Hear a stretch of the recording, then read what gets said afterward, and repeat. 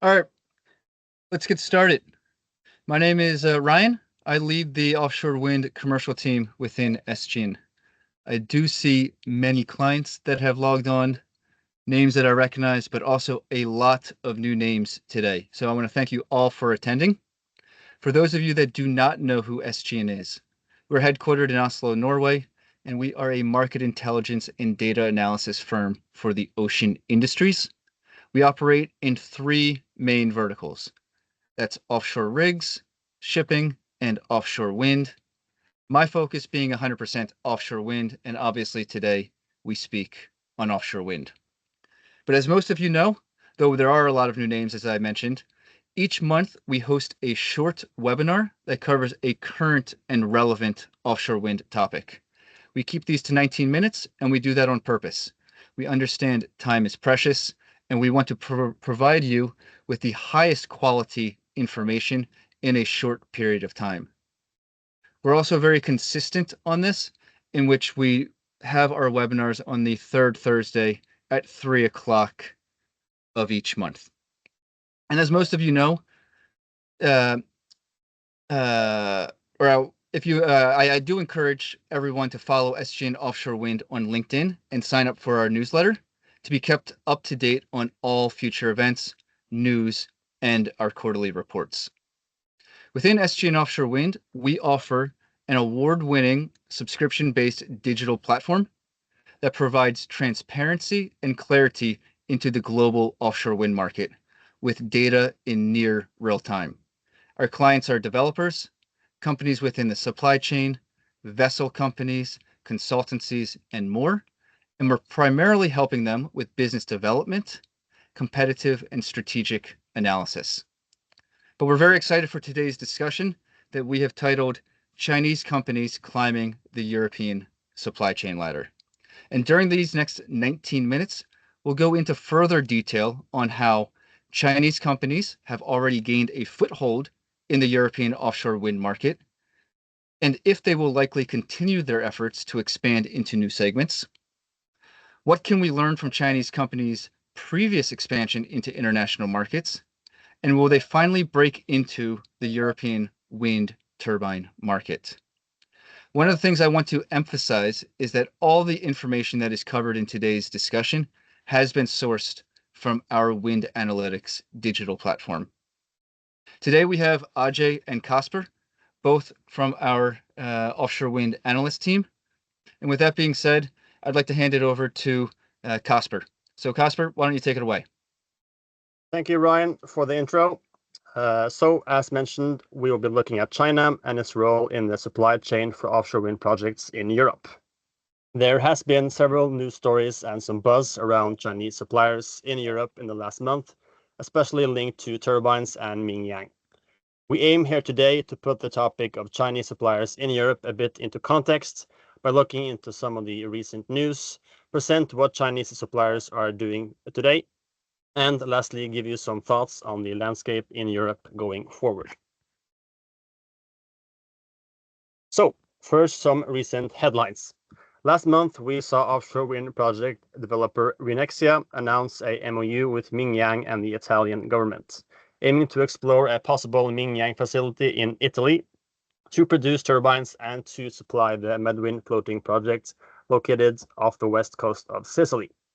We have seen similar things from Mingyang in Europe before, and without yet a lot of success, the MOU in Italy does indicate a continuous, serious push to get a foothold in Europe. Mingyang targeting Italy is also interesting, as it is a market without a lot of experience in offshore winds. It's lacking a homegrown industry linked to the sector, with the exception of substations, and an area keen to attract investors. Also, in July, developer of the Waterkant project in Germany, Luxcara, announced Mingyang as the preferred turbine supplier for their projects. This is the first time a large-scale turbine contract from a Chinese supplier is signed in Europe, where Mingyang would supply 16 turbines to the projects. To note, there has been some smaller turbine contracts previously, though, for some projects in Italy and the UK. We can also mention some news from this morning as well, where floating developer Bluefloat and Daijin have signed a new MOU looking to explore a supply chain partnership. It's worth to note as blue floats are present on a number of floating projects in Europe, including Bellrock and Broadshore in the UK. Besides the activity in Europe, Chinese players in offshore wind are also active in markets closer to home. This includes Mingyang looking to partner with Unison for a production facility in South Korea, Japanese projects tapping into Chinese components like the Tomoya projects, and new projects in South Korea like Nakwal looking at using Goldwind turbines. And although China in the APAC region is not the topic for today's webinar, it proves the point that as Chinese companies gain more experience, they are branching out and are getting foothold in several new markets, not only in Europe. So, to put the latest news a bit into context, we can review to what extent Chinese companies are already present in Europe. If we take a big picture view, we can see that Chinese suppliers are already heavily present through two key components in Europe, namely foundations and cables. Chinese suppliers have, mostly through these two components, a footprint in all major markets in Europe, including the UK, Germany, Denmark, and the Netherlands. Looking at the timeline and the graph on your slide, we see a clear trend of an uptick in the number of Chinese contracts in Europe since the start of 2020. Although the bias that more projects are developed in Europe now than ever before, we see a pretty clear comparative increase and contracts linked to all markets across the continent. As a result, we have the last 2-3 years seen a bit of a normalization towards the use of foundations and cables from Chinese suppliers in Europe. And we expect this trend to continue forward as well, given the growing activity and demand in Europe, and as developers get more experience and get used to using Chinese suppliers. Moving over to turbines, as mentioned, a hot topic in Europe at the moment.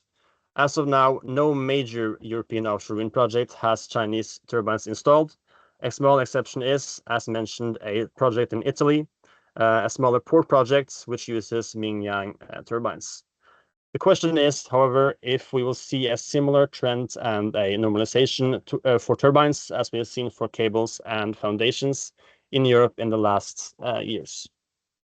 And as mentioned, the German project Waterkant announced earlier this summer that their intention to develop with Mingyang turbines, and it's worth to note here that the same developer Luxcara also won a second, much larger site in this year's German rounds, raising the question if we'll see Mingyang on this project as well. So far, developers have mainly relied themselves on the European supply chain for turbines, but lately some developers have expressed that nothing is off the table in the future. And with that, I hand the word over to Ajay, who will speak a bit on the nuances when developers consider Chinese turbines and a bit on the policy of what to expect going forward in Europe. Right, thank you, Casper. So what I'll do now over the next couple of slides will in a very simplified manner try to address the pros and cons of Chinese exports to Europe. And we'll focus on the offshore wind turbine segment, although the implications would of course vary depending on where in the offshore wind value chain you are located. And we'll focus on two key stakeholders, as you see on the slide here. It would be on the developers, offshore wind developers, and on policymakers.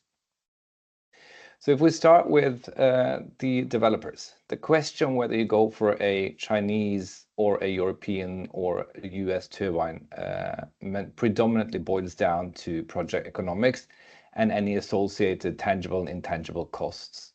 So in a very simplistic way, a developer would ideally maximize the power production from his wind farm while minimizing costs and risks over the lifetime of the project. So with that in mind, by selecting a Chinese turbine supplier instead of a European or a US manufacturer, a developer can achieve lower capex, and it's said that you can reduce the turbine capex by approximately 20 to 40% by going for a Chinese supplier versus a European or US supplier. And because Chinese suppliers can provide turbines with higher nominal capacity, you maximize the power production while minimizing the number of structures in the wind farm and the potential points of error and failure. And then it comes to the OPEX, or the maintenance cost, which is very much related to the aftermarket services. And here there is uncertainty around how well established the Chinese aftermarket infrastructure in Europe will be if they penetrate the European market. And then because of the long-term nature of offshore wind projects and the heightened political risk of selecting a turbine from China instead of Europe, this uncertainty could result in a higher financing and insurance cost at projects that use Chinese turbines that have a limited track record in Europe. And then finally, importing turbines or any other equipment for over long distances leads to higher carbon emissions, which then for developers could backfire in competitive bids where carbon footprint is a non-price criteria. So there are, of course, many more elements that a developer must take into account when it comes to selecting suppliers, turbine suppliers, or foundation supplier, cable suppliers. But we have here highlighted some of the most essential ones. But if we look at Chinese turbine exports from the perspective of policymakers instead, they have quite a different set of aspects to take into consideration compared to developers and project owners. So low project cost, that's also in the interest of policymakers, as this could mean lower subsidy requirements. And then Chinese exports could also mean access to more production capacity and therefore higher supply in a market that's expected to struggle with supply shortages in the future. But with that more supply from China, that would also mean replacing reliance on Russian gas with reliance on Chinese technology. So higher supply could also mean lower energy security. And that higher supply would also come from a country that's competing directly with European manufacturing industries and which is being accused of heavily subsidizing its turbine manufacturing sector. So higher supply could mean that you're opening the door to competition that European turbine suppliers are more or less bound to lose. And given that the offshore wind market is anticipated to grow almost exponentially in the future, and if European turbine suppliers lose market position to Chinese exporters, that could also mean European job losses in the short term and loss of job creation in the longer term. And this will take place in the advanced and high-tech offshore wind turbine sector. And due to the technological complexity and long-term contracts in the sector, it would be very difficult to regain a position in this market once it's lost. And that's also the reason why we have the title on this slide as we do, that you might achieve lower cost in the short term by going for Chinese suppliers, but the long-term price might be very high. And then finally, also policymakers are concerned about the climate and political risk, and exports from China will in most cases mean higher carbon emissions and a higher political risk. So one sees that the entrance of Chinese turbine in the European market is quite a complex subject with lots of considerations and contradictory effects. So while offshore wind developers' concerns will at the end of the day hover around project economics, policymakers need to balance the whole other set of considerations, including wind power deployment, energy security, economic growth, and so on. So with that in mind, we have on this slide made an attempt to predict the behavior or the next steps from developers and policymakers in Europe. So in short, developers are probably more open to Chinese suppliers if that means better project economics at a reasonable risk. It would be an equation that in some would have to favor Chinese turbines, and that's also including any kind of political or reputational risk, such as the risk of potentially being less competitive in lease rounds in Europe if you select a Chinese turbine supplier.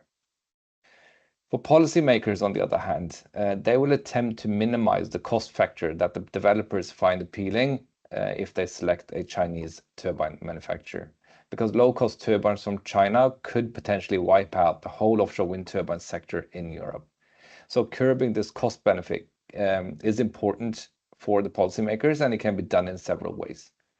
So we have, for instance, already seen the EU imposing import tax on EVs from China in an attempt to level the playing field between Chinese and European EV manufacturers. And this could be a solution also for turbines to minimize the cost benefit that Chinese suppliers enjoy today. CBAM, or the Carbon Border Adjustment Mechanism, is another important element to balance the Chinese cost benefit, because the CBAM imposes a carbon tax on exports that are not exposed to a carbon cost similar to the European emission trading system. But in that sense, I think it's important to highlight that China has an emission trading system in place, and metal sectors such as steel and aluminium will soon be exposed to an ETS cost. But I guess the most important tool to offset some of the benefits that the Chinese suppliers enjoy was flagged in October last year when the EU Commission launched a Wind Power Action Plan. So here the Commission stressed the importance of non-price evaluation criteria in offshore wind lease rounds. And many countries or many member states already have non-price criteria included in their lease processes. And that can range from anything from innovation to ecology to climate footprint. But what the EU Commission is flagging is the use of sustainability, cybersecurity, and data protection as important areas that it wants member states to include in future offshore wind lease processes. And given that European turbine manufacturers are more transparent and can showcase more sustainable manufacturing processes than its international counterparts, one can expect non-price criteria to become even more important in the coming years, and something that the entire offshore wind value chain should prepare for. And finally, before I hand the word back over to Ryan for a wrap-up, I'd like to raise one question that we don't have time to address in this presentation today, but I would like to leave you with this in mind as a food for thought. And that is, as Casper alluded into, so what if Chinese suppliers set up manufacturing facilities in Europe? So what happens then? Because many of the considerations I mentioned over the past couple of slides there would become, if not irrelevant, but at least they would become less relevant if Chinese suppliers increase their physical presence in Europe. So we will come back with our thoughts on this on a later stage, but for now I'd like to leave you guys with this question hanging in the air, and then I'll hand the word back to you, Ryan. Excellent. Thank you, Ajay and Casper, for a very insightful overview here. Much appreciated. One of the things I'm probably most impressed with is that we're right at the 19-minute mark, and we kept it to 19 minutes. So I think that's fantastic. But there's a few things I'd like to touch on here prior to concluding. I mentioned in the beginning, if you haven't signed up for our mailing list or follow us on LinkedIn, I encourage you to do so to be kept up to date on all future events, news, and our quarterly reports. One of the things I do want to highlight as well, which I'm very excited about, and we're excited as a team, is the release of our new interactive free map. This is an interactive global offshore wind map where you visually get to see all the shape files of all the wind farms, and you can filter out by project status. You can access this on our website at www.schin.com. Next week, our team will be in Hamburg for wind energy. If anyone on the call here plans on attending, we encourage you to swing by our booth within the Team Norway pavilion, or you can simply send me an email and we can coordinate a time to say hi and have a short discussion. And lastly, I hope you found today's discussion beneficial, and we hope to see you on next month's webinar. If there are any questions, feel free to send me an email and we can address them one-on-one. Have a great day and hope to see you next month. Thanks, everyone.